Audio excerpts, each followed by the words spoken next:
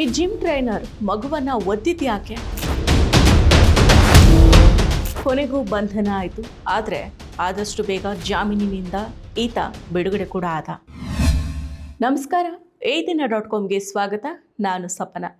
ತನ್ನ ಪಾಡಿಗೆ ತಾನು ಆಟ ಆಡ್ತಾ ಇದ್ದ ಬಾಲಕನ ಮೇಲೆ ದುರುಳನೊಬ್ಬ ಕ್ರೌರ್ಯವನ್ನ ಮೆರೆದಿದ್ದಾನೆ. ಬಾಲಕನನ್ನ ಕಾಲಿನಿಂದ ಒದ್ದಿದ್ದಾನೆ. ಈ ಘಟನೆ ಬೆಂಗಳೂರಿನ ಬನಶಂಕರಿ ಠಾಣಾ ವ್ಯಾಪ್ತಿಯ ತ್ಯಾಗರಾಜನಗರದಲ್ಲಿ ನಡೆದಿದೆ. ಹೌದು, 35 ವರ್ಷದ ಮಾಜಿ ಜಿಮ್ ಟ್ರೈನರ್ ರಂಜನ್ ಎಂ ಉರ್ಫ್ ರಂಜಿತ್ ಈ ಕೃತ್ಯವನ್ನ ಎಸಗಿದಾತ.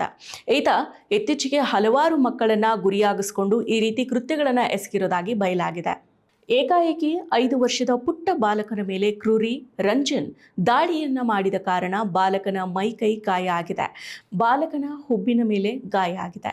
ಕೈ ಮತ್ತು ಕಾಲುಗಳಲ್ಲಿ ಗೀರುಗಳು ಉಂಟಾಗಿದೆ. ಚಿಕಿತ್ಸೆಗಾಗಿ ಬಾಲಕನನ್ನ ಆಸ್ಪತ್ರೆಗೆ ಕರೆದುಕೊಂಡು ಹೋಗಲಾಗಿದೆ. ಹೆಚ್ಚಿನ ಚಿಕಿತ್ಸೆಗಾಗಿ ಆತನನ್ನ ಪೋಷಕರು ಮಧುರೈಗೆ ಕರೆದುಕೊಂಡು ಹೋಗಿದ್ದಾರೆ ಅಂತ ವರದಿಯಾಗಿದೆ. ಸದ್ಯ ಬಾಲಕನ ತಾಯಿಯ ದೂರನ್ನ ಆಧರಿಸಿ ಬನಶಂಕರಿ ಪೊಲೀಸರು ಆರೋಪಿ ರಂಜನ್ ಅನ್ನ ಬಂಧನ ಮಾಡಿದ್ದಾರೆ.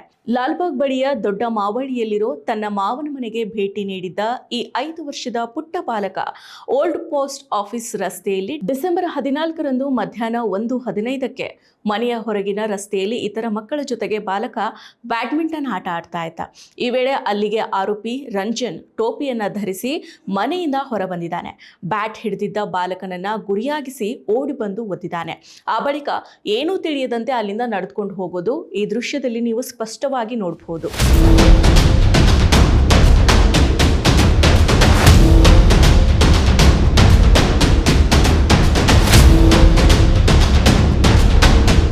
ಘಟನೆಯ ದೃಶ್ಯಾವಳಿಗಳು ಸಿಸಿಟಿವಿ ಕ್ಯಾಮೆರಾದಲ್ಲಿ ಸೆರೆಯಾಗಿದೆ.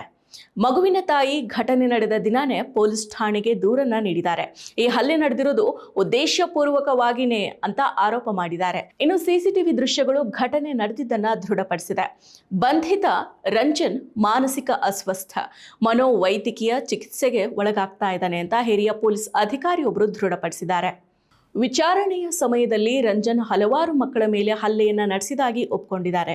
ಮಕ್ಕಳು ರಸ್ತೆಯಲ್ಲಿ ಕೂಗಾಡೋದು ಮತ್ತು ಆಟ ಆಡೋದನ್ನ ನೋಡಿ ತಾನು ವಿಚಲಿತನಾಗಿದ್ದೇನೆ, ಉದ್ರೇಕಗೊಂಡಿದ್ದೇನೆ ಅಂತ ಹೇಳ್ಕೊಂಡಿದ್ದಾಗಿ ಅಧಿಕಾರಿಯೊಬ್ಬರು ತಿಳಿಸಿದ್ದಾರೆ.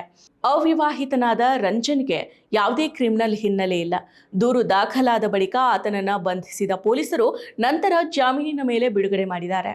ಇನ್ನು ಮುಂದೆ ಈ ತರಹದ ಘಟನೆಗಳು ಆಗದಂತೆ ತಡೆಯೋದಕ್ಕೆ ಆತನನ್ನ ವೈದ್ಯಕೀಯ ಚಿಕಿತ್ಸೆಗೆ ಒಳಪಡಿಸಬೇಕಾಗಿದೆ, ಪರಿಸ್ಥಿತಿಯನ್ನ ನಿಯಂತ್ರಿಸಬೇಕಾಗಿದೆ ಅಂತ ಪೊಲೀಸರು ಹೇಳಿದ್ದಾರೆ. ಪೋಷಕರು ಜಾಗರೂಕರಾಗಿರಬೇಕು ಅಂತ ಪೊಲೀಸರು ಸೂಚನೆಯನ್ನ ನೀಡಿದ್ದಾರೆ. ಬಾಲಕನನ್ನ ಕಾಲಿನಿಂದ ಒದ್ದ ವಿಡಿಯೋ ವೈರಲ್ ಆದ ಬೆನ್ನಲ್ಲೇ ರಾಜ್ಯ ಮಕ್ಕಳ ರಕ್ಷಣಾ ಆಯೋಗ ಸ್ವಯಂ ಪ್ರೇರಿತ ದೂರನ್ನ ದಾಖಲು ಮಾಡಿಕೊಂಡಿದೆ.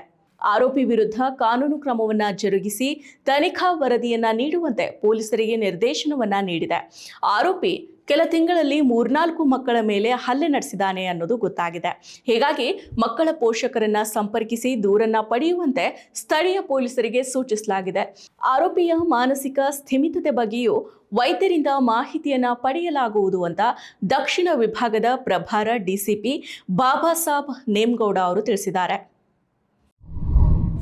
ಮತ್ತಷ್ಟು ವಿಶೇಷ ವಿಡಿಯೋಗಳನ್ನು ನೋಡಲು ಮತ್ತು ಹೊಸ ವಿಡಿಯೋಗಳ ಬಗ್ಗೆ ತಿಳಿಯಲು eDina.com ಯೂಟ್ಯೂಬ್ ಚಾನೆಲ್ ಸಬ್ಸ್ಕ್ರೈಬ್ ಮಾಡಿ ಮತ್ತು ಬೆಲ್ ಐಕಾನ್ ಕ್ಲಿಕ್ ಮಾಡಿ.